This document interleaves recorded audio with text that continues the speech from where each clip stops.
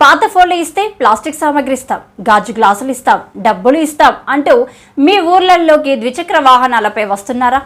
అయితే ఈ ముఠా పట్ల జాగ్రత్త.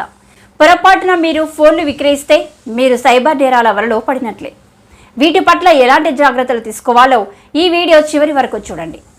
బీహార్కు చెందిన కొంతమంది తెలంగాణలోని ఉమ్మడి కరీంనగర్ జిల్లాలో కొద్ది రోజులుగా పాత ఫోన్లను తీసుకుంటామని ద్విచక్ర వాహనాలపై తిరుగుతున్నారు. అయితే కొంతకాలంగా జరుగుతున్న సైబర్ మోసాల పట్ల దర్యాప్తు చేయగా పాత ఫోన్ల ద్వారా సైబర్ నేరాలు జరుగుతున్నట్లు సైబర్ సెక్యూరిటీ అధికారులు గుర్తించారు.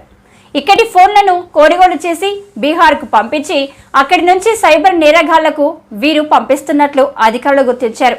కనుక వస్తువులు డబ్బు వస్తుంది కదా అని అవసరం లేకున్నా ఫోన్లను విక్రయించడం మానేయండి. అత్యవసరం అనుకుంటే డాటాను పూర్తిగా డిలీట్ చేసిన తర్వాతనే అమ్మండి. ఒకవేళ సైబర్ నేరం జరిగినట్లు మీకు అనుమానం వస్తే మొదటి 60 నిమిషాల్లో 1930 నంబర్కు కాల్ చేయడం ద్వారా 70% మీ డబ్బును తిరిగి పొందవచ్చు. కంటెంట్ నచ్చితే లైక్ చేయండి, షేర్ చేయండి, సబ్స్క్రైబ్ చేసుకోండి. నేను చెప్పేది జాగ్రత్తగా వినండి. కేవలం ఊళ్ళల్లోకి వచ్చేవారికి మాత్రమే కాకుండా సెల్ ఫోన్ షాపుల్లో విక్రయించేటప్పుడు కూడా మీ డాటా పూర్తిగా డిలీట్ చేసిన తర్వాతనే విక్రయించండి.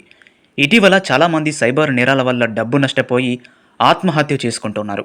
దీంతో ఎలాగైనా ఈ ప్రమాదం నుంచి తప్పించాలని ఈ కంటెంట్ను మీకు అందించడం జరిగింది. ఇలాంటి ఉపయోగకరమైన వార్తలను 10 మందికి షేర్ చేసి కాపాడండి. సబ్స్క్రైబ్ చేసుకోవడం మాత్రం మర్చిపోవద్దు. Thank you.